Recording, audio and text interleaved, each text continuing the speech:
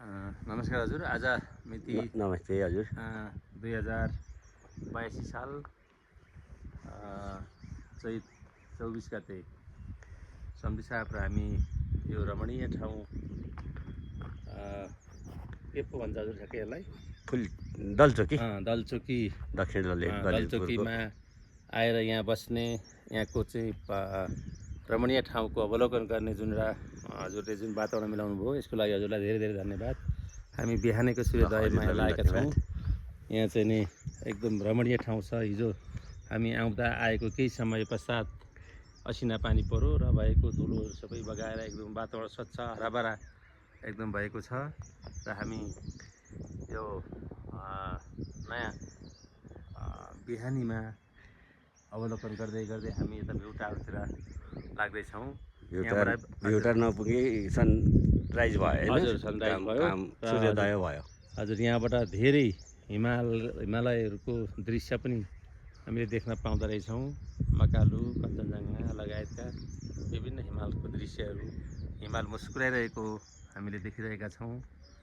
र एउटा यो ठुलो अवसरमा हामीले आज यहाँ विभिन्न प्राकृतिक छटाहरूको अवलोकन गर्ने जुन एउटा वातावरण मिल्यो, यसको लागि हामी धेरै आभारी छौँ। हस् त हजुर, धन्यवाद।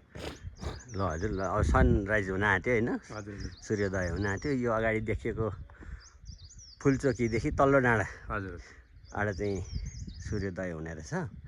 त्योभन्दा नि अझै यो तलको डाँडालाई यो यतापट्टिको डाँडालाई चाहिँ हजुरको मृग बिसाउने डाँडा भन्छ। यो माथिकोलाई चाहिँ त्यसको नाम चाहिँ यो चाहिँ फुलचोकी डाँडा भइहाल्यो। त्योभन्दा यतापट्टिको डाँडा कुन हो? नारायण थान भन्ने डाँडा चाहिँ यो काठमाडौँ एरियाको सबैभन्दा अग्लो डाँडा हो। यो कुन चाहिँ हो यो आँडो छुट्याउन सकिएन। लगभग त्यही आँडा घाम झुल्किन्छन् होला।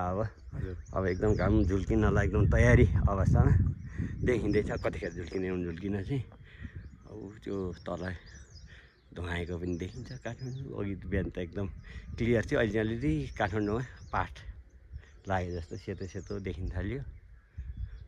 हिमालमा त अब घाम पुगिसक्यो होइन, घामको उज्यालो पुगिसक्यो, पहेँलो भइसक्यो। अब घाम झुल्किनै लाग्दैछन् है। कति टाइम लाग्ला अब घाम झुल्किन? ल एकछिन पछाडि फेरि हामी भेट गरौँला घाम झुल्किने बेला। हाम्रो यात्रा एकदम निरन्तर जारी छ। हामी अलि माथिसम्म भ्यू टावरतिरसम्म हामी जाने पर्खरमा छौँ। हजुर, ल अहिलेलाई चाहिँ ल सम्झेछ। हजुरलाई पनि धन्यवाद। हस्, नमस्कार हजुर।